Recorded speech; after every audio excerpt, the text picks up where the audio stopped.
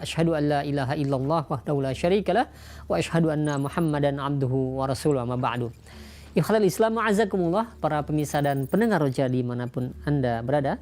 Beberapa saat lagi kami akan hadirkan ke ruang dengar Anda dan ke layar kaca Anda kajian yang kami pancarluaskan dari Masjid Al-Barkah, Jalan Pahlawan, Kampung Tengah Cilengsi atau Komplek Radio Roja, yang mudah-mudahan kita bisa mengambil faedahnya. Dan kami mengucapkan selamat menyimak, semoga bermanfaat. Roja TV, salat tilawah Al-Quran dan kajian Islam.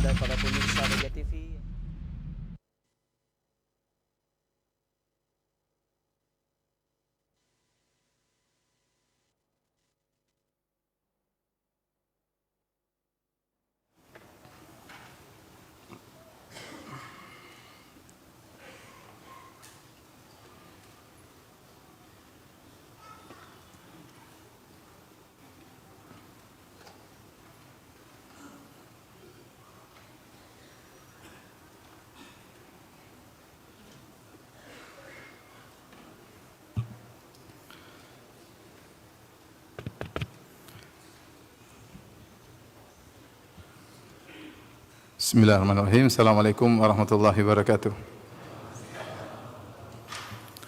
Alhamdulillahi ala ihsani wa syukru lahu ala taufiqihi wa amtinani. Wa asyhadu an la ilaha illallah wahdahu la syarika lahu ta'ziman li sya'ni. Wa asyhadu anna Muhammadan abduhu wa rasuluhu da'ila ridwani. Allahumma salli alaihi wa ala alihi wa ashabihi wa ikhwani. Hadirin dan hadirat yang dirahmati Allah Subhanahu wa taala, pada kesempatan yang berbahagia ini kita akan bahas tentang sehari bersama Rasulullah SAW, apa saja kegiatan Nabi secara global keseharian, ya. Dan kita tahu Allah Subhanahu wa taala berfirman, laqad kana lakum fi Rasulillahi uswatun hasanah liman kana yarjullaha wal yawmal akhir wa dzakarallaha katsira. Kata Allah Subhanahu wa taala, sungguh pada diri Nabi SAW ada teladan yang hasanah, yaitu yang baik, maksudnya teladan yang terbaik. Karenanya ini konsekuensi dari Nabi dijadikan sebagai teladan. Karena dia dijadikan teladan oleh Allah Subhanahu wa taala, maka harusnya dia yang terbaik, dan kenyataannya demikian. Rasulullah SAW adalah teladan terbaik dalam segala hal. Dalam segala hal. Kemudian kata Allah, liman kana yarjullaha wal yawmal akhir.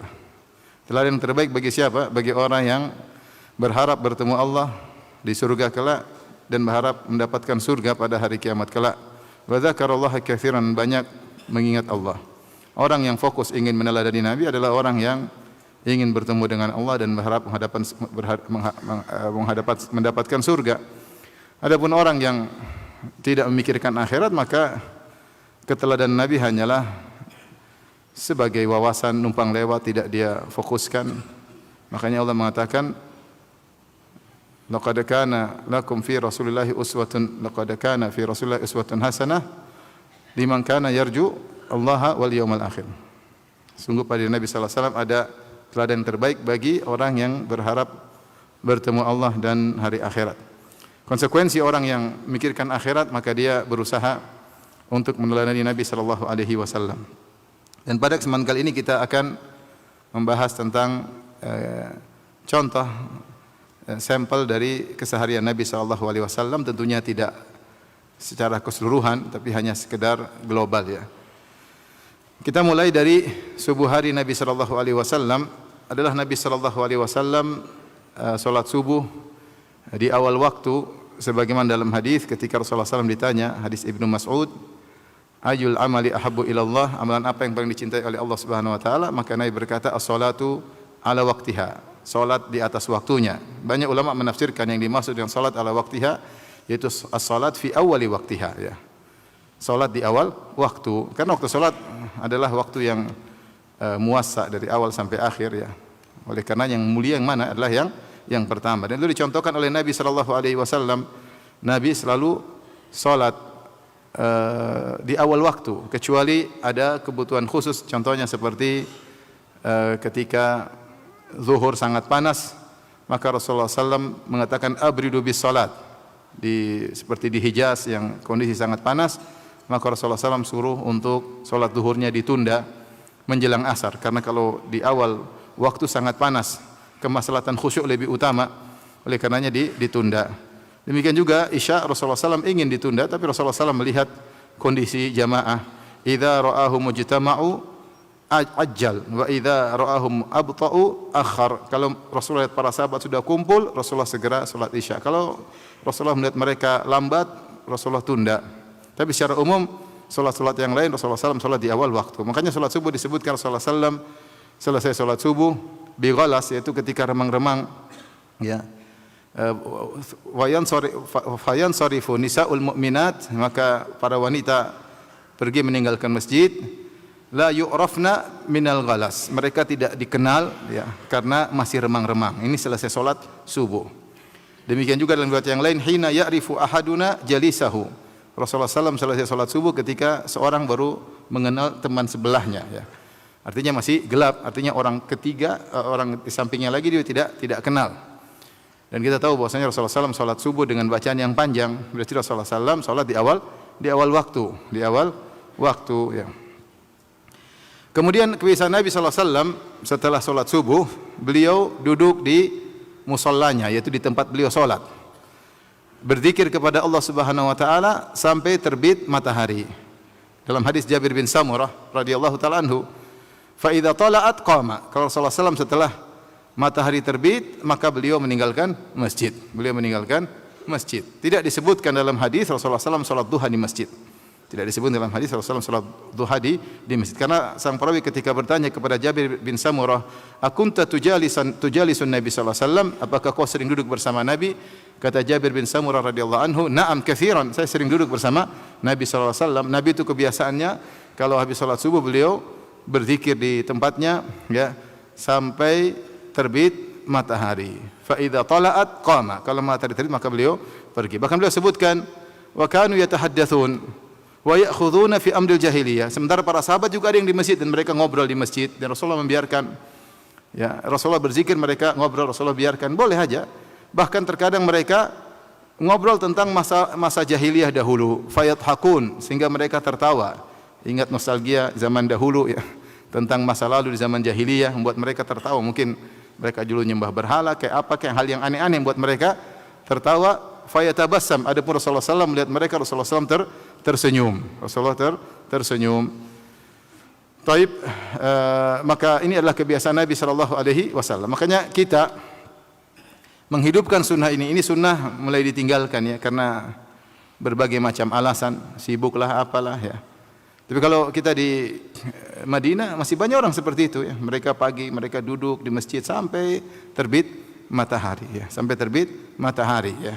Kalau ada uzur, ya, mungkin karena kerjaan, ya, yang lebih wajib, ya, silahkan. Tapi kalau kita kosong nggak ada kegiatan, hendaknya kita hidupkan sunnah ini sampai berzikir sampai terbit matahari, ya.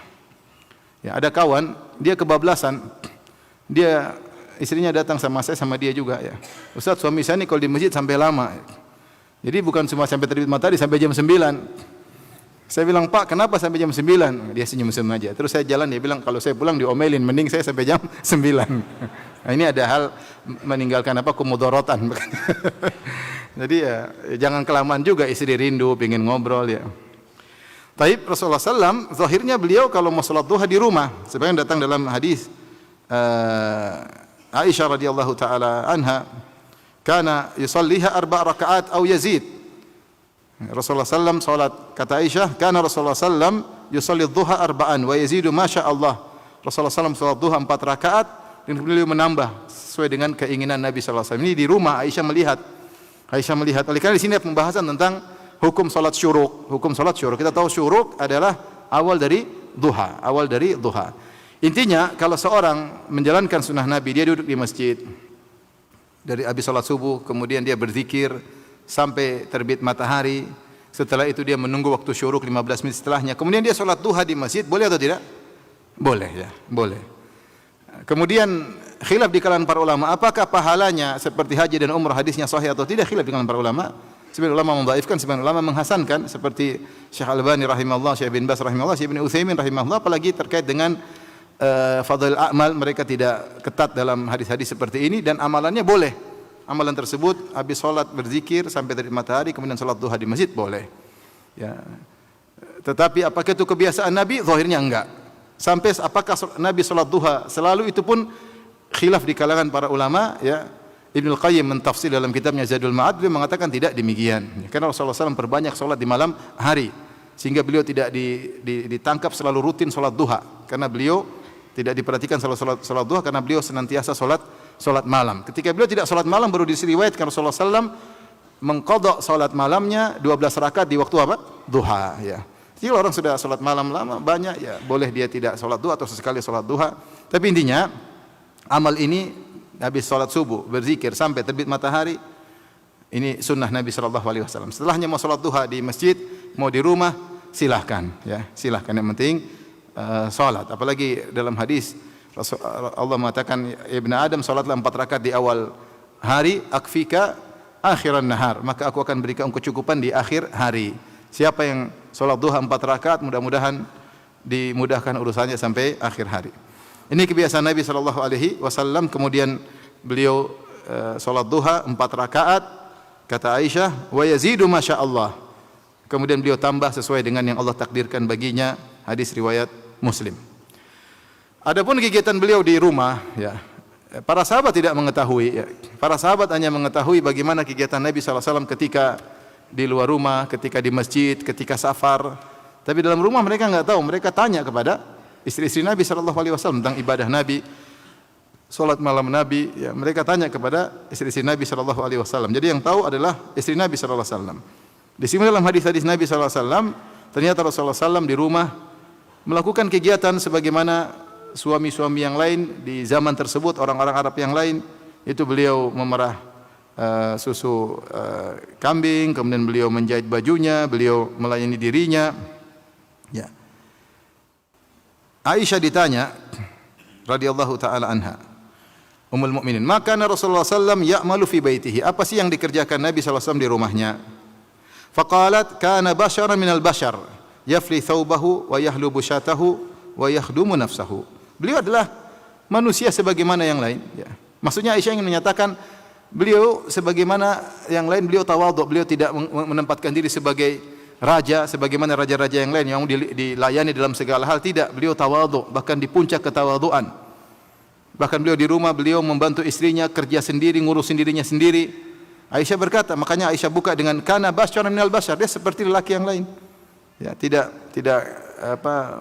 menstel dirinya seakan-akan raja yang harus dilayani dalam segala hal. Duduk manis, kemudian kaos kaki dibuka, ya, kemudian gigi disikat. Enggak, beliau kerja sebagaimana yang lainnya, ya. Kemudian beliau menjahit bajunya, memerah susu kambingnya, ya. Kemudian melayani dirinya. Dalam riwayat yang lain, Aisyah berkata, kana yakhitu thawbahu, beliau menjahit bajunya. Wa yakhsifu na'lahu, dan beliau menjahit sendalnya. Itu sendal dari kulit ditempel, digabung, kemudian dijahit. Jadi agak tebal. Rasulullah kerjakan, ya, namanya yakhsifu na'lahu. Wa ya'malu ma ya'malu rijal fi buyutim, sebagaimana suami-suami yang lain para lelaki kerjakan di rumah mereka. Dalam riwayat yang lain, kata Al-Aswad, sa'altu Aisyata ma kana Nabi sallallahu alaihi wasallam yasna'u fi baitihi. Aku bertanya kepada Aisyah, apa yang dikerjakan oleh Nabi di rumahnya? Qalat, Aisyah berkata, kana yakunu fi mihnati ahlihi. Rasulullah SAW membantu istrinya. Mihnati ahli fi khidmati ahlihi. Rasulullah membantu istrinya. Fa idza hadaratis salatu kharaja ila salat. Kalau tiba waktu salat, beliau langsung pergi menuju salat. Ini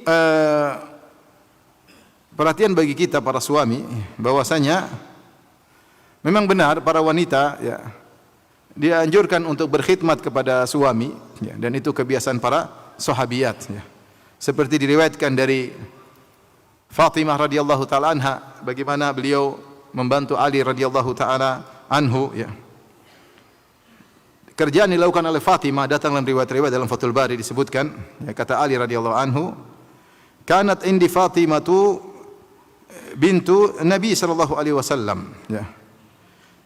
Istri saya Fatimah, putri Nabi sallallahu alaihi wasallam. Fajarrat birraha hatta atharat biyadiha.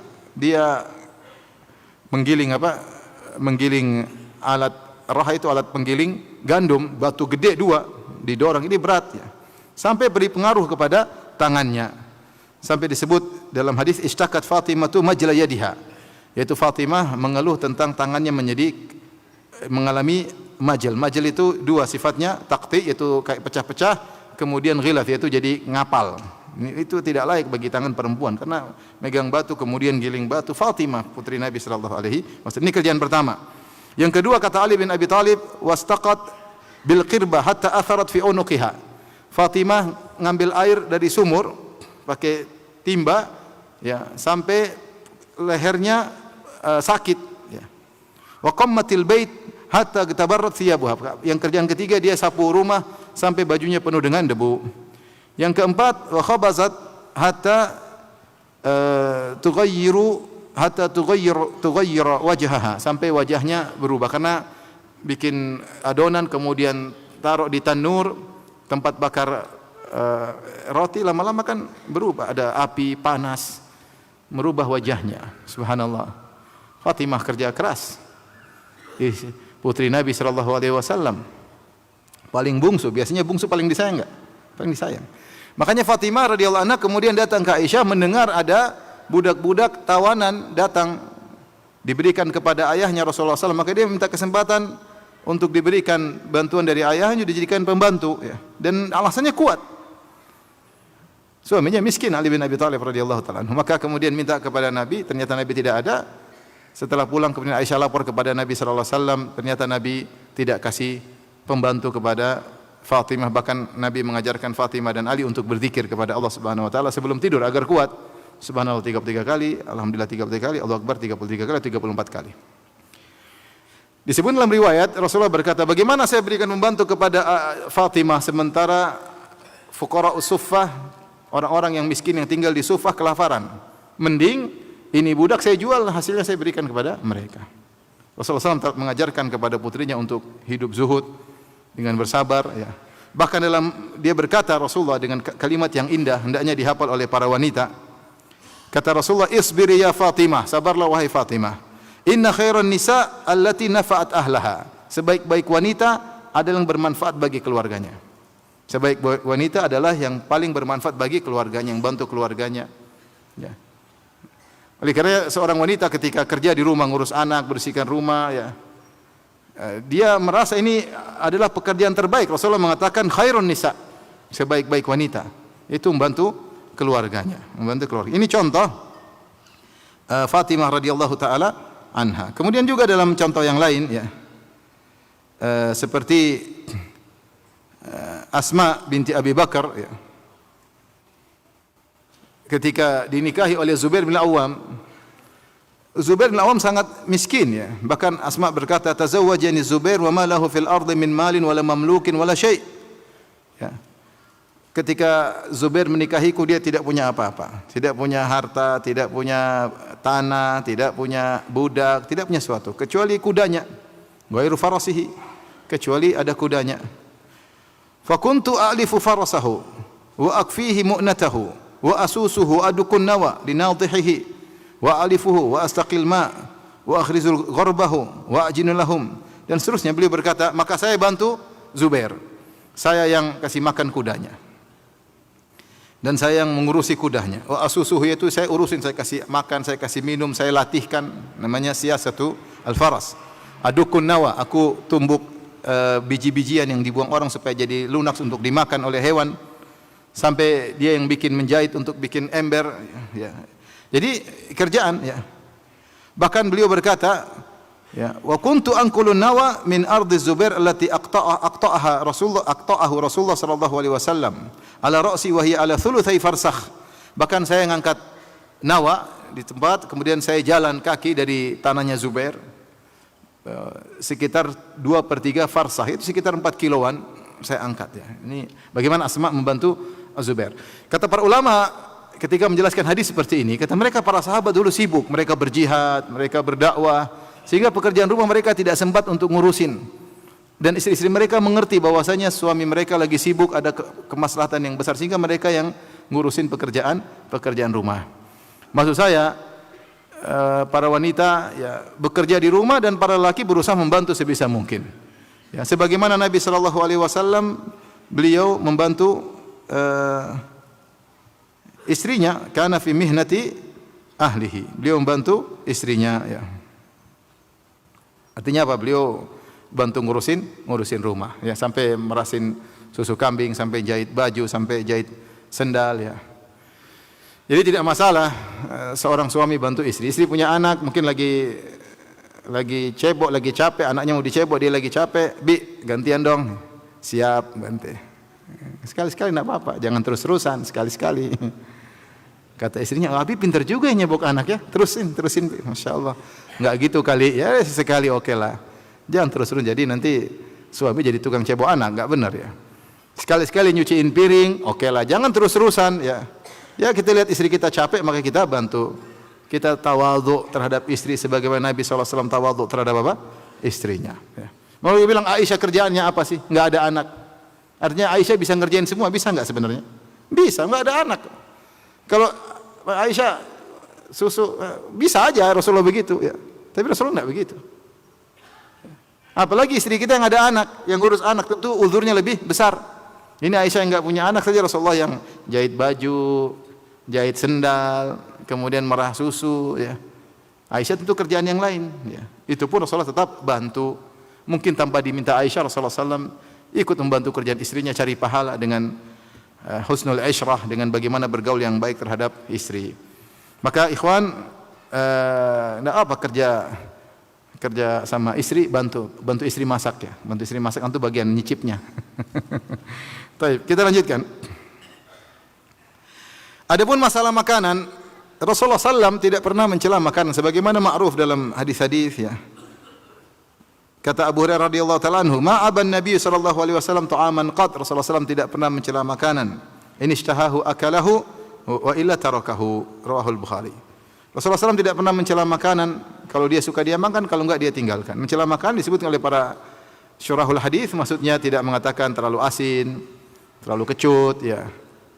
Kurang garam lah. Beliau suka makan, enggak suka diam. Beliau tidak pernah komentar. Sebagian ulama mengomentari karena Nabi SAW tidak begitu perhatian sama makanan.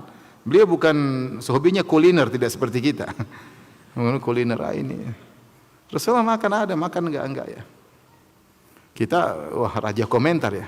Bisakah antum sehari enggak komentar ke makanan? Mungkin bisa kalau sehari. Kalau seminggu kayaknya berat ya. Rasulullah seumur hidup tidak pernah komentar apa? Makanan. Kita komentar makanan. Bahkan gratis pun kita komentari. Sudah dikomentari ternyata habis. Sampai Rasulullah SAW ketika disuruh komentar Al-Khalid bin Walid, beliau makan dengan Nabi SAW dan Nabi SAW disediakan dhab. Ada yang kasih tahu, sudah dipotong-potong, Rasulullah tidak tahu, mungkin dicampur bumbu. Rasulullah kira daging yang lain. Ada yang kasih tahu, ya Rasulullah itu dhab. Dhab, kadal gurun. Maka Rasulullah SAW tidak makan. Khalid makan dengan lahap. Ketika melihat Rasulullah tidak makan, Khalid bertanya, minta Nabi komentar. Rasulullah, saya lihat engkau tidak makan. Aharamun hu? Apakah ini haram? Sekarang disuruh komentar. Rasulullah komentarnya indah, dia mengatakan tidak haram. Walakin ya, lam yakun bi ardi qaumi. Ini makanan seperti ini tidak ada di kampungku.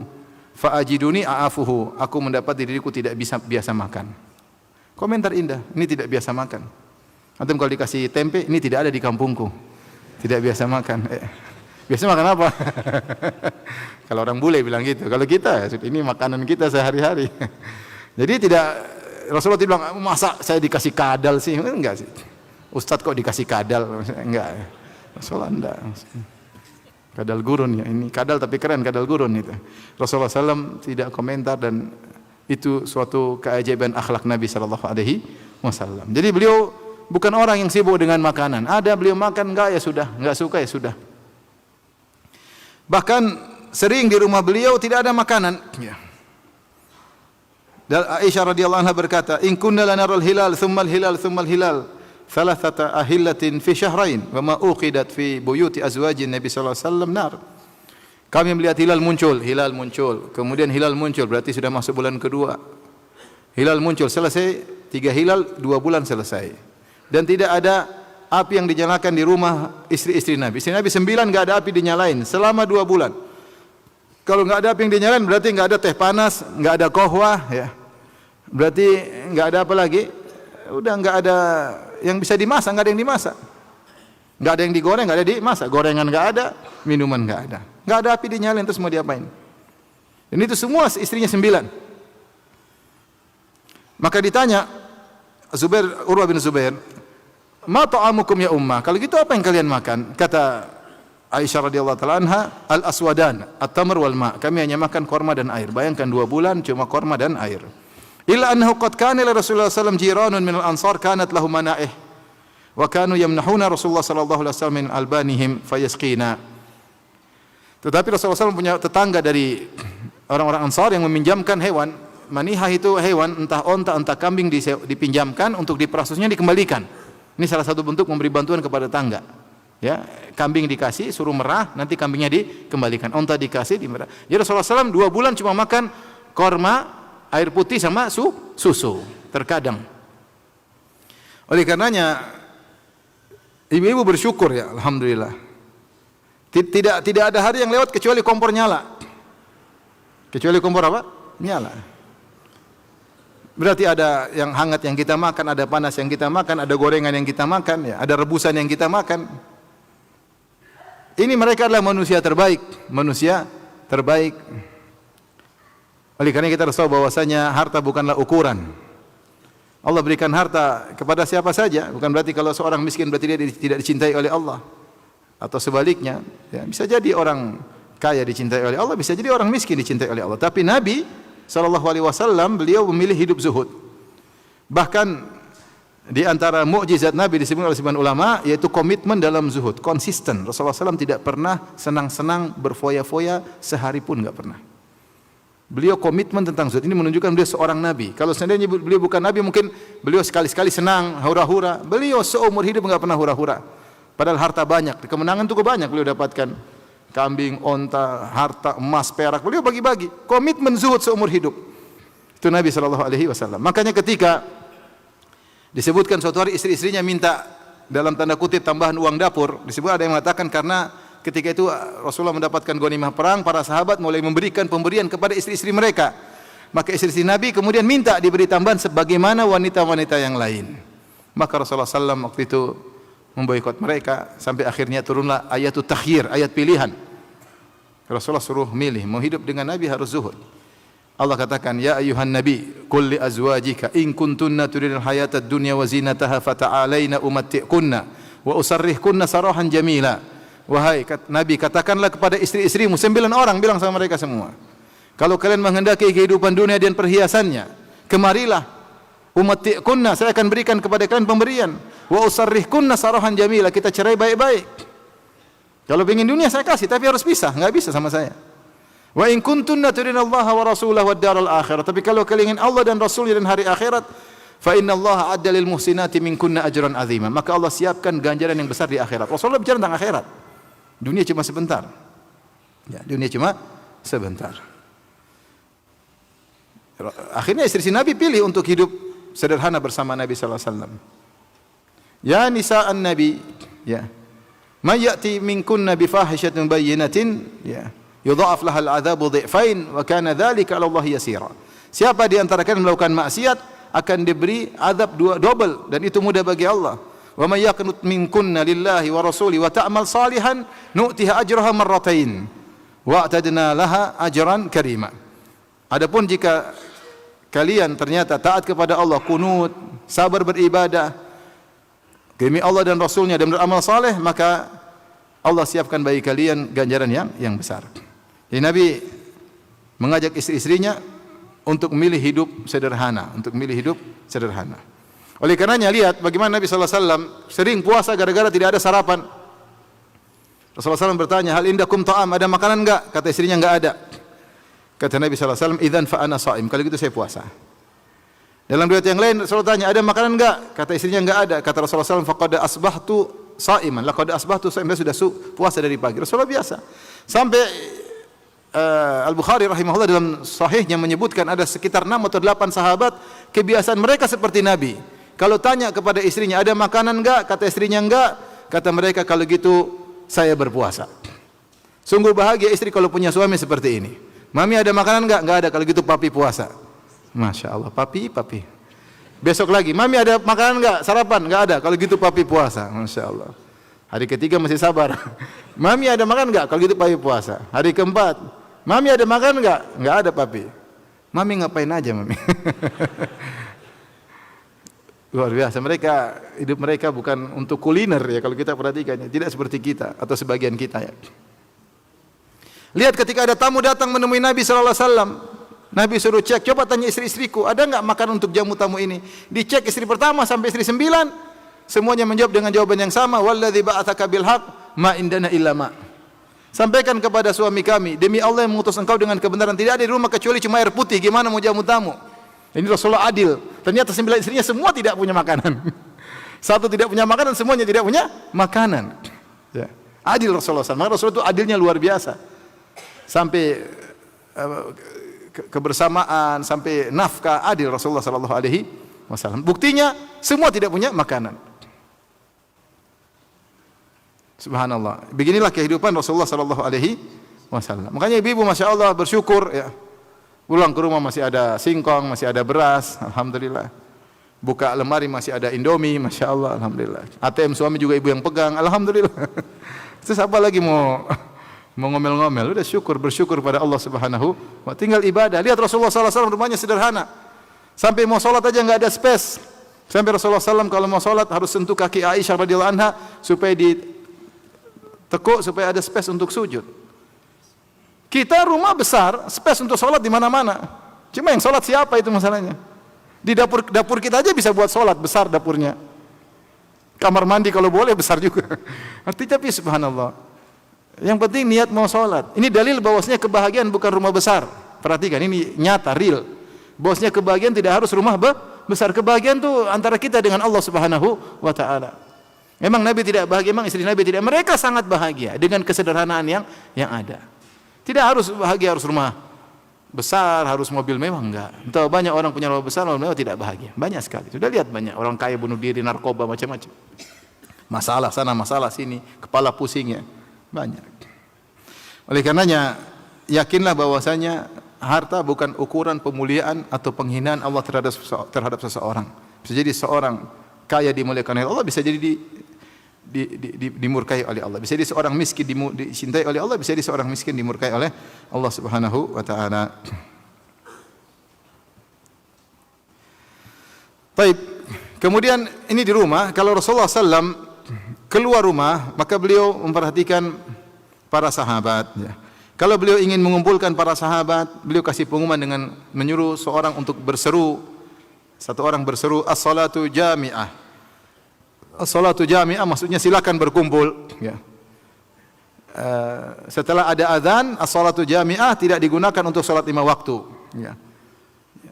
Maka salatu jami'ah adalah seruan untuk mengumpulkan untuk perkara apapun ya. Karena untuk 5 waktu pakai menggunakan apa? Azan.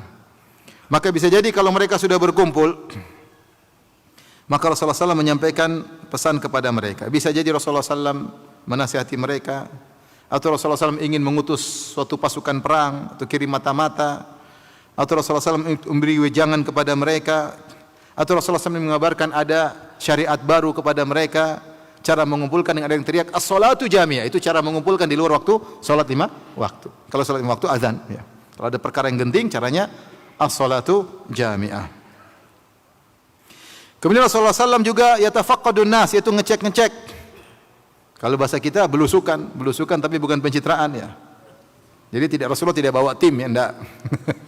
Rasulullah ngecek ya. Karena Rasulullah SAW kepala negara ketika itu dia harus ngecek ya. Bagaimana kondisi masyarakat, bagaimana muamalah mereka. Ini dalilnya banyak disebutkan oleh para ulama. Contoh seperti sebenarnya mengatakan kenapa Rasulullah SAW kalau salat Id lewat satu jalan pulang lewat jalan untuk mengecek, yatafaqqad, ngecek.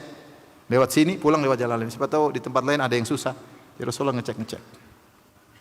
Kemudian juga kenapa Rasulullah SAW sering ke Kuba setiap pekan, kulla sabtin masyian aw raqiban. Rasulullah SAW keluar dari rumah pergi ke Kuba setiap pekan, ada yang setiap Sabtu, yaitu berjalan kaki atau naik kendaraan. Ada yang mengatakan untuk sholat di Masjid Kuba dan untuk mengecek masyarakat di sekitar Kuba, karena Kuba jauh dari pusat kota di Madinah.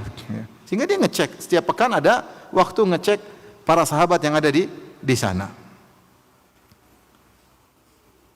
Yatafaqqad ya. Kemudian Rasulullah SAW juga menyungguh orang sakit. Ya, Rasulullah SAW menyungguh orang sakit. Ya. Seperti bahkan Rasulullah SAW menyungguh pembantunya Yahudi yang sakit. Kana gulamun Yahudiyyun yakhdimun Nabi sallallahu alaihi wasallam. Ada seorang remaja Yahudi yang dulu pernah menjadi pembantu Nabi. Dan Nabi kepala negara muslim, pembantunya non muslim. Kemudian sakit, Rasulullah dengar, Rasulullah datangi untuk dikunjungi, dijenguk. Bayangkan, Rasulullah tidak lupa dengan kebaikan orang, bahkan membantunya non muslim Rasulullah datang. Ternyata dia sakit, kesempatan Nabi untuk mendakwahi. Selama ini mungkin Rasulullah dakwah, dia tidak masuk Islam. Sekarang dia sakit, kesempatan. Kan dia berkhidmat kepada Nabi jadi pembantu waktu lama, tapi ternyata enggak masuk Islam. Ketika dia sakit, Rasulullah kunjungi, Rasulullah katakan aslim, masuklah Islam engkau. Dia tahu tentang ajaran Islam, dia tahu Nabi siapa. Maka dia lihat kepada ayahnya, takut ayahnya marah, ayahnya bilang ati Abul Qasim, taati si Abul Qasim, taati Muhammad. Maka dia pun masuk Islam. Jadi perhatian kita, Rasulullah kunjungi pembantunya. Sama Rasulullah SAW kunjungi Anas bin Malik radhiyallahu anhu. Anas bin Malik siapa? Pembantu Nabi SAW. Ibunya Ummu Sulaim mendatangkan Anas, ya Rasulullah, ada Anas yakhdumuka. Ya Rasulullah, Anas jadi pembantumu, masih kecil. Tapi Rasulullah SAW datang ke rumahnya. Ya. Sampai Rasulullah SAW juga sholat di rumah tersebut. Rasulullah SAW ngecek. Sampai ketika adiknya Anas, adik dari satu ibu lain bapak, ya, anaknya Abu Talha, masih kecil, mungkin umur 4 tahun kurang lebih, punya peliharaan burung, burungnya mati. Maka Rasulullah sempatin ngobrol sama anak kecil tersebut. Kata Rasulullah SAW, ya Aba Umair ma fa'alan Nughair. Wahai si Abu Umair. Bayangkan dia masih kecil dipanggil kunyah, ya enggak? Abu Umair, ya. Abu Umair. Ada orang sudah dia kunyah, misalnya namanya Paijo, padahal kunyahnya Abu Saleh. Paijo, Paijo, Abu Saleh. Senang dipanggil dengan apa? Kunyah. Ini anak kecil, Rasulullah panggilnya dengan apa? Kunyah, ya Aba Umair. Makanya teman-teman saya punya anak kecil, masih 4 tahun dia dipanggil kunyahnya. Misalnya namanya siapa, dipanggil ya Abu Sa'ad, ya Abu Fulan, padahal masih kecil. Katanya punya pengaruh, kalau diberi kunyah dia semakin mudah untuk memiliki kemampuan dan yang lainnya lah. Maka Rasulullah panggil ya Aba Umair, ma fa'alan Nughair wa Abu Umair, apa yang terjadi dengan si kecil burung yang kau pelihara yang mati, ya. Rasulullah sempatin ngobrol sama anak-anak, bagaimana perhatian Nabi bahkan kepada anak-anak. Demikian juga, ya, Rasulullah sallallahu alaihi wasallam membantu orang-orang susah, ya. Seperti ada seorang wanita kana fi aqliha syai', agak terganggu kepala otaknya, Rasulullah ngobrol sama dia. Dia ingin ngobrol berdua sama Nabi di depan banyak orang, ya. Ini dijadikan dia oleh para ulama bahwasanya kalau berdua tapi di depan banyak orang tidak disebut khalwat karena tidak bersendirian. Rasulullah ngobrol sama dia padahal fi aqliha syai', otaknya terganggu, tapi Rasulullah tidak sombong, tidak angkuh, Rasulullah biarin. Sampai ada budak jariyah mengambil tangan Nabi, dibawa. Kata Rasulullah, biarkan bawa aku, silahkan ke lorong mana di kota Madinah. Rasulullah biarkan dirinya dibawa oleh seorang budak wanita.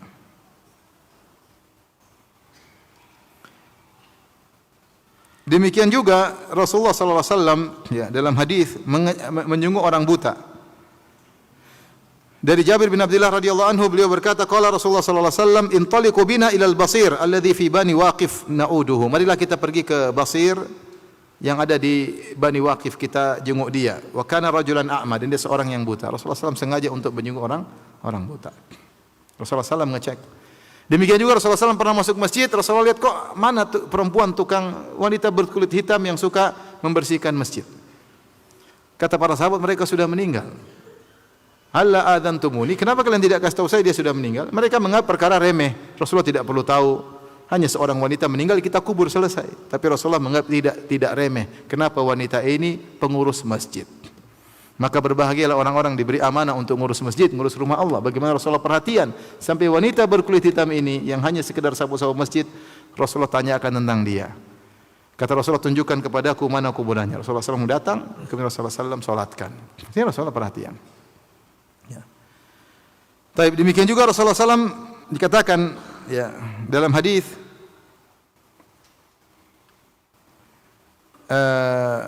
Rasulullah SAW mengecek, ya, atau di dalam hadis disebutkan wala ya'naf an yamshiya ma'al armalah. Rasulullah SAW tidak merasa sombong kalau harus menemani seorang janda, ada urusan. Rasulullah SAW temani, ada keperluannya, ya. Bahkan Rasulullah SAW memotivasi untuk perhatian terhadap anak yatim dan janda. Kata Rasulullah SAW, as-sa'i 'alal armalah wal aitam awal yatim kal mujahid fi sabilillah. Siapa yang berusaha ngurusin janda atau ngurusin anak yatim seperti orang berjihad di jalan Allah Subhanahu wa taala. Ini perlu perhatian, janda suaminya enggak ada, apalagi ada anak-anaknya, anak yatim bapaknya enggak ada. Rasulullah tidak sombong untuk mengurusi mereka, ya. Beliau ngurusin mereka. Tapi di antaranya Rasulullah SAW juga mengecek tentang muamalah. Beliau pergi ke pasar, ngecek kondisi pasar. Abu Hurairah radhiyallahu anhu berkata, anna Rasulullah SAW marra ala subrati ta'amin. Rasulullah SAW melewati ada tumpukan makanan di pasar. Fa adkhala yadahu fiha. Rasulullah SAW masukkan tangannya dalam makanan tersebut. Fanalat asabi'uhu balalan. Tiba-tiba jarinya mendapati ada basah dalam makanan tersebut. Rasulullah bertanya, ma hadza ya sahibat ta'am, wahai penjual makanan, ini apa kok ada basah di dalam makanan? Yaitu makanan agak rusak. Qala asabathu as-sama, ya Rasulullah, kena hujan. Rasulullah kemudian menjelaskan, afala ja'altahu fawqa ta'am kay yarahu nas, kenapa kau tidak taruh bagian luar agar orang tahu, orang lihat. Man ghasya falaysa minni, siapa yang curang, nipu, bukan dari golonganku. Ini bahaya orang jualan ini. Nutup aib, ya nipu, ya bahaya. Kata Rasulullah SAW, man ghasya falaysa minni, siapa yang curang bukan dari golonganku. Ini ancaman ya. Menjual barang seakan bagus ternyata tidak bagus, menjual jual servis jasa kelihatannya bagus ternyata enggak benar ya. Tadi saya baru ketemu orang Ustaz, ada yang jual travel, katanya jual umrah setara. Hotel ini setara, padahal setaranya beda jauh ya. Cuma setara sama-sama di Mekah. Subhanallah, zalim seperti ini. Ini enggak benar, ini penipuan. Menipu, yang ditipu tamu-tamu Allah ya. Dia untung, ujungnya nanti dia binasa. Gimana melakukan penipuan terhadap tamu Allah di tanah haram? Ini saya ingatkan kepada para pemilik travel. Pemilik travel itu jual jasa. Kalau dia tidak sesuai berarti dia nipu. Seperti jual barang, kalau barang tidak sesuai orang marah enggak? Orang marah, jasa tidak sesuai orang marah. Yang ditipu tamu-tamu Allah. Tipuannya terjadi di tanah haram. Ngeri. Makanya saya bilang travel itu usaha surga dan neraka, hati-hati. Ngeri ya. Ya. Hati-hati. Terus tidak siap, yang jadi masalah tidak siap rugi, itu masalahnya. Kalau ada rugi selalu ditimpakan kepada jamaah. Ada travel gini, terus qadarullah, sabar Pak, sabar. Kamu yang sabar rugi, kok kita ruginya taruh sama kita? Harusnya kamu sesuai dengan apa? Iklan sesuaikan. Kalau kamu rugi, kamu yang sabar, jangan suruh jamaah yang sabar. Kamu posisikan diri tidak mau rugi, selalu yang rugikan adalah jamaah. Ini enggak benar seperti ini. Kalau travel siap rugi, hati-hati loh nipu tamu Allah Subhanahu wa taala. Kecuali first major ya, beda. Kalau jadi bencana kemudian hotelnya meledak, ya itu lain cerita. Tapi kalau saya ditipu broker, ya terus kalau broker nipu kamu nipu saya, begitu maksudnya. Ya sudah, kamu yang ditipu, kamu yang rugi. Kenapa harus kita yang dirugikan? Jamaah. Nanti pakai dalil sabar, qadarullah. Lah kamu yang qadarullah, kenapa kita yang qadarullah? Ngeri loh, maksud saya hati-hati. Saya cuma ini aja curhat, maksudnya banyak yang curhat sama saya. Hati-hati. Untung semua sedikit, sebentar lagi habis, kemudian ujung-ujungnya hisab. Ngeri. Banyaklah ceritanya, cuma itu aja sekedar contoh.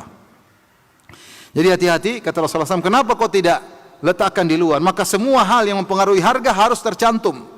Mempengaruhi harga naik atau turun harus tercantum. Dalam iklan, dalam hal yang mempengaruhi harga harus tercantum. Jangan disembunyikan ya. Baik. Kemudian Abdullah bin Abi Aufa berkata, "Kana Rasulullah sallam yukthiru dzikr." Rasulullah sallam suka berzikir. Wa yuqillul lagwa, dan beliau mempersedikit lagwa. Ini ada khilaf di kalangan para ulama, maksudnya yuqillul lagwa, mempersedikit lagu. Ada yang mengatakan maksudnya Rasulullah sallam bercanda tapi tidak banyak. Yani yuqallil min muda'abah. Rasulullah sallam bercanda tidak banyak. Beliau bercanda tapi tidak banyak. Ya. Dan candaan Nabi semuanya benar, sebagaimana kita ketahui Rasulullah SAW pernah bercanda. Ada seorang anak rajul istahmalahu, ada seorang minta untuk dikasih tunggangan untuk jihad, maka Rasulullah SAW berkata, inna hamiluka ala waladin naqa, kami akan kasih kau tunggangan anak onta. Kata dia, wa madza asna bi waladin naqa, terus anak onta gimana ya Rasulullah mau jihad? Kata Rasulullah, wa hal talidu al ibala illa nuq, bukankah semua onta besar pasti anak onta? Enggak ada onta besar tidak dilahirkan. Jadi Rasulullah bercanda. Maksudnya onta besar juga, ini juga anak apa? Anak onta. Ya, ini candaan Nabi tapi benar. Seperti ada seorang wanita tua bilang, ya Rasulullah doakan saya masuk. Kata Rasulullah SAW, innal jannah la tadkhuluha al ajuz. Surga itu tidak dimasuki oleh nenek-nenek. Maka dia pun sedih. Kata Rasulullah, kalau kau mau surga, kau akan jadi muda kembali. Jadi nenek-nenek jangan sedih, nanti kau masuk surga muda kembali. Nah, ini candaan Nabi, semuanya benar, tapi tidak banyak. Rasulullah SAW yuqillul lagwa, tidak banyak bercanda. Ini tafsiran. Tafsir yang lain mengatakan yuqillul lagwa, maksudnya Rasulullah SAW rata-rata hadisnya jawami'ul kalim, yaitu padat, singkat dan padat. Ada hadis-hadis yang tidak singkat padat, tapi tidak banyak. Kebanyakannya singkat dan apa? Padat. Ya. Ini maksudnya. Ada yang mengatakan yukil maknanya ya'dim, itu sama sekali tidak melakukan hal yang sia-sia, dan itu ditafsirkan demikian karena di antara sifat-sifat orang beriman tidak melakukan perkara sia-sia. Allah mengatakan qad aflahal mu'minun alladzina hum fi salatihim khashi'un walladzina hum 'anil lagwi mu'ridun. Sungguh beruntung orang-orang yang beriman yang mereka khusyuk dalam salat mereka dan mereka berpaling dari perkara sia-sia. Ini ciri orang beriman. Ini sangat dibutuhkan di zaman sekarang. Kita banyak terjerumus dalam perkara sia-sia, bukan perkara sia-sia, bahkan perkara haram, dengan interaksi dengan medsos, melihat yang haram, nonton yang tidak perlu, melihat aurat wanita terbuka, dengar musik, dengar ghibah, dengar namimah. Bukan lagi perkara sia-sia, bahkan perkara yang haram. Demikian ketika Allah menyebutkan tentang ibadur rahman, kata Allah Subhanahu wa taala, ya, ketika menyebut sifat-sifat ibadur rahman, ya, wa idza marru bil lagwi marru kirama. Ketika mereka melewati perkara sia-sia, mereka lewat aja. Mereka lewat aja. Antum kalau lagi jalan ada orang dangdutan, lewat aja. Jangan ikut berdiri kemudian kepala ikut goyang. Itu enggak benar. Lewat aja. Kalau antum lagi buka di dunia maya, ada yang tidak perlu antum lewati. Marru kiraman, jangan diklik. Kalau diklik imma sia-sia, kalau enggak sia-sia haram. Kita sia-sia sudah banyak kita lakukan. Bagaimana kita melihat ciri-ciri qad aflahal mu'minun? Padahal ciri-ciri orang beriman, orang-orang yang anil lagwi mu'ridun, berpaling perkara sia-sia. Wa idza marru bil lagwi marru kirama. Kalau melihat sia-sia mereka lewati. Sudah azan Isya? Sudah. Tapi kita lanjut habis ini insyaallah taala azan dulu. Belum. Oh, belum. Oh, 2 menit. Baik. Nah, itu HP-nya siapa itu? Hah? Berapa menit lagi? Iya, 1 menit. Jadi intinya hati-hati. Di antara sifat Nabi SAW, yukthiru dzikr, suka berzikir. Lisan ini hendaknya kita sering berzikir. Ya. Ingat, zikir dengan tasbih, tahlil, tahmid, atau zikir mikirin makna-makna Al-Quran, makna hadis termasuk zikir. Karena thalabul ilmi termasuk apa? Zikir. Memikirkan tafsir, memikirkan fikih itu zikir.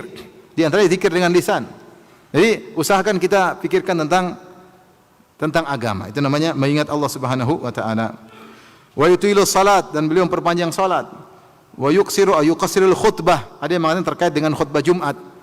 Ya, khutbah Jumat disebut dalam hadis inna min fiqhir rajul, di antara fikih seseorang adalah memperpanjang salat, memperpendek apa? Khutbah. Dan itu benar. Orang kalau faqih, dia khutbahnya singkat padat, bermakna. Tapi kalau dia enggak faqih, ngalur ngidul, sana ke sini, ke sana ke sini, ke sana ke sini, akhirnya turun sakinah, jemaah pada ngantuk. Tidur. Kalau dia faqih harusnya singkat padat, salatnya yang panjang. Kemudian wala ya'nafu an yamshiya ma'al armal, Rasulullah SAW tidak merasa sombong kalau harus berjalan dengan seorang janda menemani keperluannya, ya, mengenai keperluannya. Makanya perlu ada pendataan para janda, kita kasih bantuan. Dan ini di antara hal yang dianjurkan oleh Nabi sallallahu alaihi wasallam, ngurusin janda, ya. Saya pernah ke kawan, dia punya asrama janda, masya Allah, janda banyak situ. Tapi nenek-nenek banyak, tua-tua ya sudah. Tapi saya sempat ke situ. Dia punya ide luar biasa, bikin asrama janda, luar biasa. Ya, tidak semua janda ada yang ayomi. Ya. Apalagi janda udah tua, siapa yang mau ngayomi? Yang muda aja tidak diayomi, apalagi yang tua. Ini makanya harus ada, ya, sosial untuk mereka, karena mereka salah satu yang diwasiatkan oleh Nabi, bukan cuma yatim-yatim aja, yatim ya, janda juga iya. Apalagi zaman sekarang, mereka mungkin mudah ditipu, hasrat mereka, banyak hal urusan masalah janda. Perlu ada tim khusus yang benar-benar bisa memperhatikan mereka, tapi bukan terfitnah atau memfitnah. Hati-hati, ya. Janda sortiran katanya, bahaya. Baik, azan dulu, baru kita lanjutkan.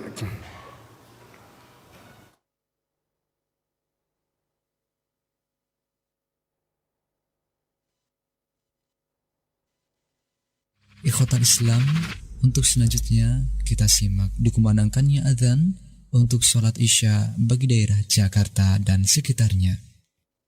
Allahu Akbar, Allahu Akbar, Allahu Akbar,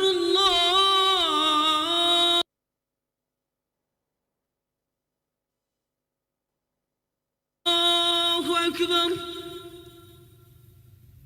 Ashhadu an la ilaha illallah.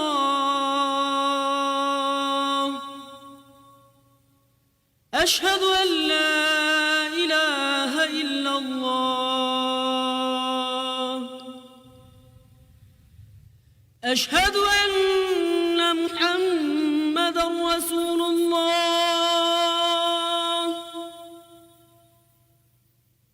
Ashhadu anna Muhammadar Rasulullah.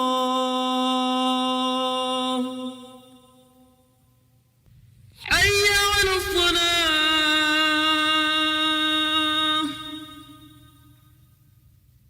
Hayya 'alas salah.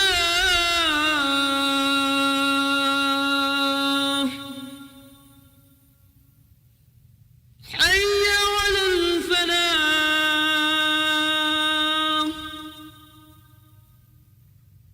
Hayya 'alal falah.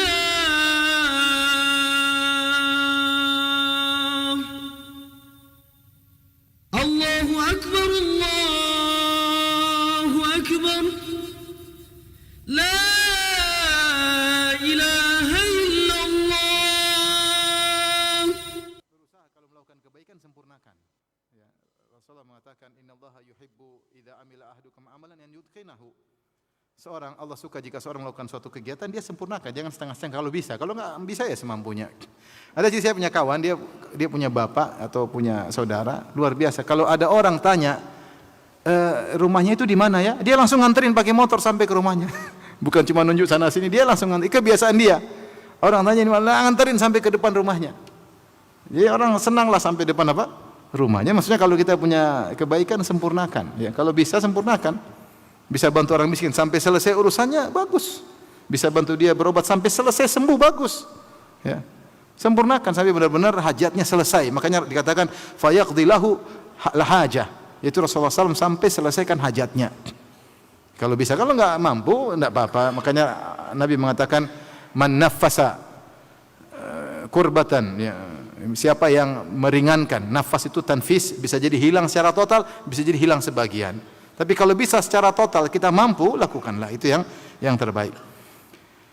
Baik, kemudian kalau ada permasalahan Rasulullah SAW diskusikan sama para sahabat. Bahkan diskusi sampai malam hari. Kita tahu di antara yang Rasulullah tidak sukai adalah tidur sebelum Isya dan ngobrol setelah Isya. Wa kana yakrahu an-nauma qablahu wal haditha ba'dahu. Rasulullah SAW tidak suka tidur sebelum Isya, khawatir bablas sehingga Isya terlambat ya. Dan Rasulullah SAW tidak suka ngobrol setelah Isya ya, karena ngobrol setelah Isya ini dampaknya banyak. Waktunya panjang, lupa diri, kemudian akhirnya begadang, akhirnya sholat malam lewat, sholat subuh terlambat. Kecuali ada yang maslahat. Di antara maslahat yang memperbolehkan pembicaraan di malam hari sebenarnya ilmu. Setelah Isya pembicaraan ilmu enggak ada masalah. Para ulama sering begadang, diskusi di antara mereka di malam hari. Sampai disebutkan ada sebagian muridnya Imam Malik mendatangi Imam Malik menjelang subuh. Subhanallah, diskusi Imam Malik menjelang apa? Subuh. Ya, karena mereka ma'ruf, mereka begadang untuk menuntut apa? Ilmu ya. Makanya Imam Syafi'i mengatakan, "Wa man talabal ula sahirul layali." Siapa yang ingin mencapai yang tinggi dia begadang, ya. Taib. Atau karena untuk urusan kaum mukminin. Seperti Nabi ngobrol dengan Abu Bakar, kata Umar bin Khattab radhiyallahu anhu, "Kana Rasulullah sallallahu alaihi wasallam yasmuru inda Abi Bakar lailah." Ya. Kadzalika fil amr min amril muslimin wa ana ma'ahu. Rasulullah SAW ngobrol sama Abu Bakar semalam, ya, semalaman ngobrol. Dan terkadang dalam urusan kaum muslimin dan aku bersamanya. Ini ngobrol urusan kaum muslimin kalau memang harus rapat setelah Isya urusan kaum muslimin enggak ada masalah, semuanya berpahala. Di antara obrolan yang juga dianjurkan meskipun sudah Isya adalah ngobrol sama istri. Kata Ibnu Abbas, "Bitu inda khalati Maimunah fatahaddatsa Nabi sallallahu alaihi wasallam ahli sa'atan tsumma raqada." Aku tidur rumah bibiku Maimunah, aku dengar Nabi ngobrol sama istrinya beberapa waktu kemudian apa? Tidur. Jadi seorang berusaha sisihkan waktu ngobrol sama istri. Karena ngobrol istri dapat pahala. Ingat ya, tapi semuanya harus niatkan karena Allah. Jadi sabar dengar curhatan istri, dengar celotehan istri, dengar sabar karena berpahala. Rasulullah juga melakukannya mendengar obrolan istri. Dia menunggu kita datang, ya, kita sibuk datang kemudian sibuk ngantuk tidur. Kasihan dia nunggu padahal ingin apa? Curhat. Kalau kita nggak dengar curhat, dia curhat sama orang bahaya. Nah, makanya kita dengerin. Sebentar nggak lama-lama ya. 5 menit ya, 10 menit. Ini tidur. Baik. Kita bacakan kesimpulan Ibnu Katsir. Ibnu Katsir berkata tentang akhlak Nabi di siang hari sampai malam. Beliau berkata, "Wa kana min akhlaqihi sallallahu alaihi wasallam," dalam tafsirnya, "annahu jamilul ishrah." Rasulullah SAW adalah orang yang mempergauli istrinya dengan indah ya. Rasulullah SAW mempergauli istri dengan indah, dan istri lebih utama untuk dipergauli dengan indah daripada orang lain. Istri lebih utama untuk kita candain, istri lebih utama untuk kita atraktir, istri lebih utama untuk belikan hadiah, istri lebih utama untuk kita maafkan, untuk kita sabarin istri daripada yang lain. Jasa dia banyak sama kita. Maka seorang sabar mencari ganjaran di sisi Allah Subhanahu wa taala. Rasulullah SAW jamilul ishrah. Rasulullah SAW indah dalam bergaul bersama istrinya. Daimul bishr, senantiasa tersenyum. Ya. Yudaibu ahlahu, kata Ibnu Katsir, mencandai istrinya. Wa yatalattafu bihim, dan Rasulullah SAW lembut dengan mereka. Ya. Harusnya kita begitu. Keluar macan, di rumah kelinci, lembut dipegang. Jangan di rumah macan, keluar apa? Kelinci. Ya. Kita harus lembut sama istri, di luar garang-garang dikit oke lah, tapi di rumah jangan terbalik. Di luar pengecut, di rumah garang. Wa yusi'um nafaqatahu, kalau beliau ada kelebihan beliau kasih lapang pemberian kepada istri-istrinya, tentu dengan aturan. Wa yudhahiku nisa'ahu, dan beliau membuat istrinya tertawa dan beliau juga tertawa kepada istrinya. Ini sifat-sifat Nabi SAW. Paham? Yang selanjutnya ini antum enggak paham, dengar baik-baik. Wa yajtami'u nisa'uhu kulla lailatin fi baiti allati yabitu indaha Rasulullah sallallahu alaihi wasallam. Istri-istrinya ngumpul, ini antum susah paham nih. Istri-istrinya ngumpul di rumah istri yang jatah nginapnya. Jadi ngumpul bareng, terkadang makan bareng ya. Fayakulu ma'ahunna al-asya fi ba'dil ahyan. Terkadang makan malam bareng. Rasulullah kumpul dengan 9 istrinya makan malam bareng. Ini cuma wawasan ya, wawasan. Wawasan. Kemudian habis itu yang lain pulang, kemudian dia tinggal bersama istri yang jatah nginapnya. Subhanallah, Rasulullah SAW luar biasa ya. Tsumma tansarifu kullu wahidatin ila manziliha. Kemudian masing-masing balik. Rasulullah SAW adil seadil-adilnya Rasulullah SAW. Rasulullah tidak pernah membedakan satu dengan lain urusan mabit, tidak pernah. Mentang-mentang istri tua sudah tua, udahlah 2 hari aja, istri muda 5 hari, enggak boleh. Atau sebaliknya, mentang-mentang istri tua yang berkuasa 5 hari, istri muda 2 hari, hisab miring hari kiamat ya akhi. Hati-hati. Miring. Ketemu hari kiamat, jenggotan kok miring. Qadarullah. Terlambat, tidak bisa. Ngeri. Miring. Sampai Rasulullah SAW sakit, Rasulullah berusaha adil. Sampai dia sakit susah diangkat, dia menjalankan gilirannya. Sampai sakit Rasulullah adil. Pindah ke rumah satu, dia sakit capek dipapah, tapi demi keadilan. Sampai Rasulullah, para istri-istrinya tahu Rasulullah SAW ingin di rumah Aisyah, mereka izinkan semua. Kalau semua izin tidak ada masalah. Tapi maksudnya Rasulullah berusaha untuk adil. Sampai dalam sakit parah, mau mati, Rasulullah SAW mau meninggal, tetap berusaha menjalankan giliran apa? Giliran mabit. Ini sebagian kita poligami, satu tinggal di rumah, satu di garasi. Ya Allah, gimana ceritanya? Ya. Bangga istri saya 2. Satu di mana? Di garasi, ya gimana? Garasi dibikin rumah-rumahan, nggak boleh gitu ya. Kalau nggak mampu lain cerita. Kalau mampu, dia ridho kok, bukan ridho itu, pasti terpaksa daripada kamu ceraiin. Ya. Kalau adik perempuan mau digitukan gimana? Kalau kakak perempuan mau digitukan gimana? Ridho kamu. Kakak kamu jadi istri kedua, ditaruh di garasi. Yang benar aja. Taib. Kemudian kata Ibnu Katsir rahimahullahu taala, wa kana yanamu ma'al mar'ah min nisa'ihi fi syi'arin wahid.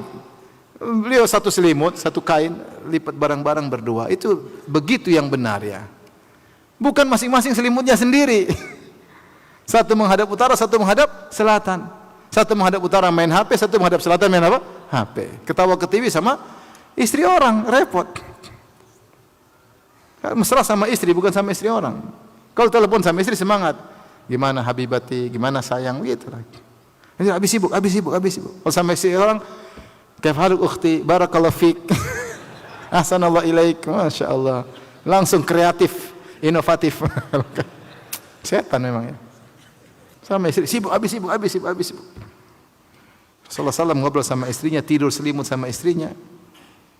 Yadha'u an katifai rida wa yanamu bil izar. Rasulullah SAW biasanya kalau ini ya ridanya dilepaskan, tidur pakai sarung. Wa kana idza shalal isya yadkhulu manzilahu yasmuru ma ahlihi qalilan qabla an yanam. Ngobrol sama istrinya sebentar sebelum tidur. Yu'anisuhum bidzalik, menyenangkan istrinya. Dari tafsir Ibnu Katsir rahimahullahu taala. Baik.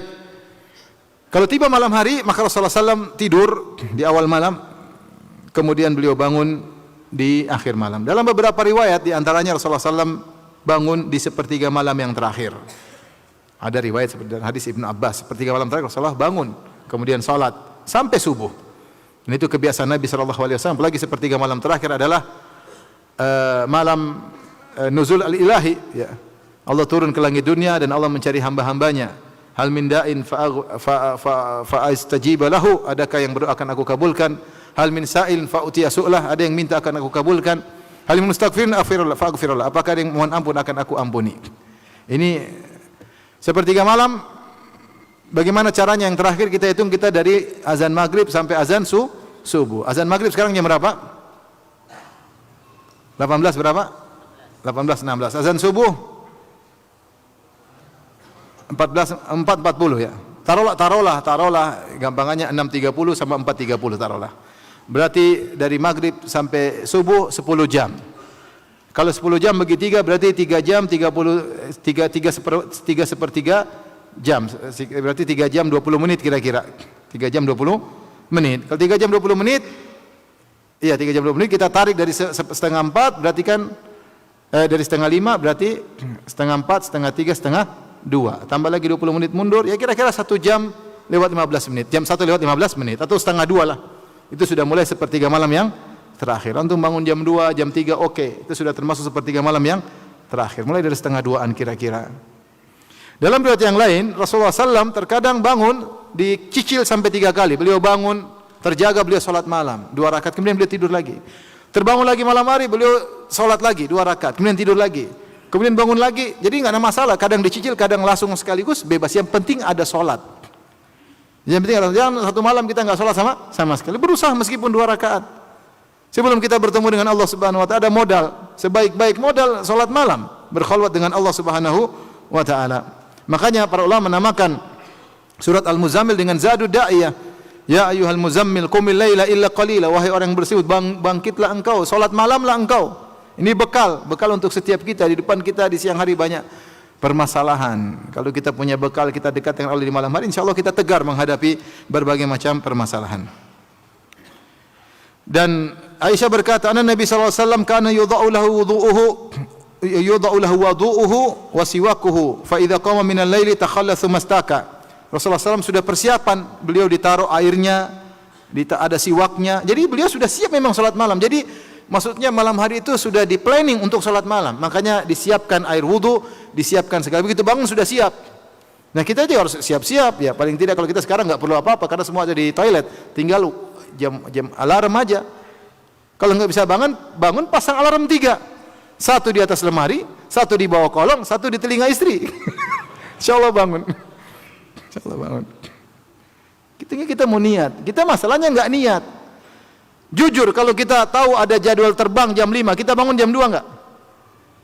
Kenapa kita enggak mau ketinggalan? Kita rugi kalau pesawat terbang kita ketinggalan, rugi 2 juta, 3 juta. Tapi kenapa kita tidak bangun selamat? Kita tidak merasa rugi. Itu masalahnya. Kalau pesawat di Cengkareng jam 5, kita bangun jam berapa? Jam 2 bangun. Mau tidak mau harus bangun daripada ketinggalan pesawat. Tapi kalau sholat lewat.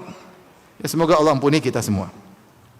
Taib. Kemudian juga dalam hadis Rasulullah sallallahu alaihi wasallam, hadis Ibnu Abbas, falamma kana thuluthul lail al-akhir, ketika sepertiga malam yang terakhir, qa'ada fa nadhara ila sama. Rasulullah duduk kemudian melihat ke langit.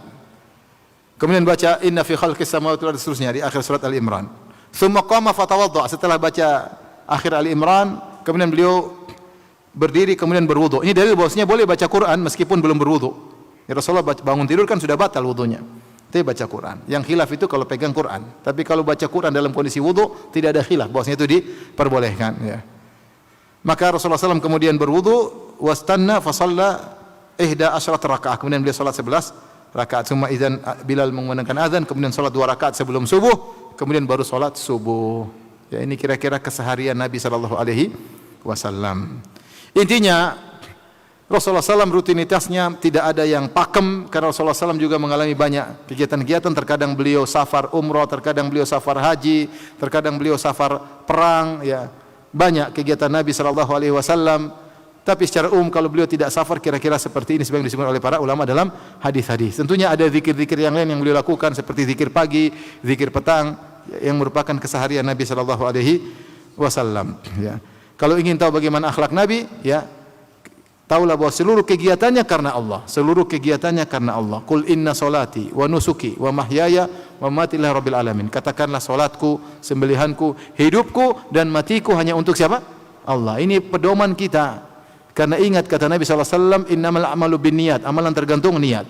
La ujra illa an husbah, tidak ada pahala, la ajra illa an hisbah, tidak ada pahala kecuali kalau diniatkan karena Allah. Maka nasihat saya pribadi dan juga para hadirin hadirat, semua kegiatan kita niatkan karena Allah. Ngurus istri, ngurus anak, bayar listrik karena Allah Subhanahu wa taala, nyenangin istri, ngobrol sama anak-anak, meluk anak-anak, semuanya karena Allah. Olahraga karena Allah Subhanahu wa taala. Sehingga semuanya berpahala karena inna salati wa nusuki wa mamati lillahi rabbil alamin. La syarikalah. Yang ingin tahu bagaimana akhlak Nabi tinggal baca Al-Qur'an. Kana khuluquhul Qur'an, akhlak Nabi Al-Qur'an. Semua ayat tentang perintah-perintah Allah semuanya dikerjakan oleh Nabi sallallahu alaihi wasallam. Demikian Allah taala alam bis-shawab.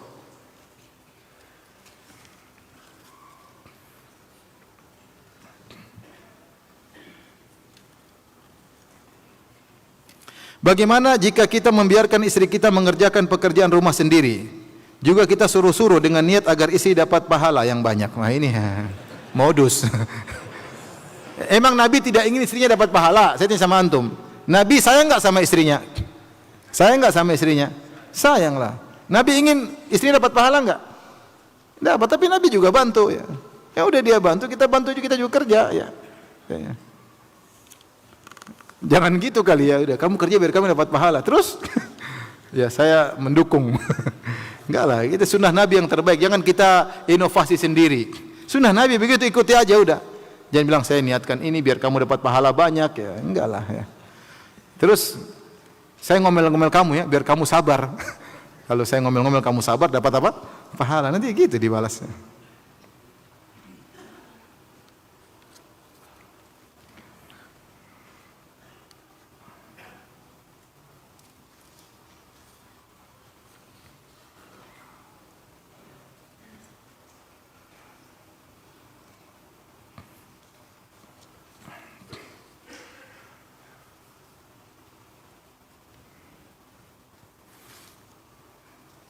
Orang tatoan diterima solatnya enggak? Bertobat kepada Allah Subhanahu wa taala. Tato adalah maksiat. Tato adalah maksiat. Di zaman Nabi yang tatoan wanita karena mereka yang butuh untuk menghias diri. Makanya datang hadis tentang wanita, la'anallahu al-washimah wal mustaushimah. Allah melaknat wanita yang mentato dan minta ditato. Yang laki-laki tidak bertato, perempuan yang bertato. Zaman sekarang kok bolak-balik, laki-laki yang malah banyak apa?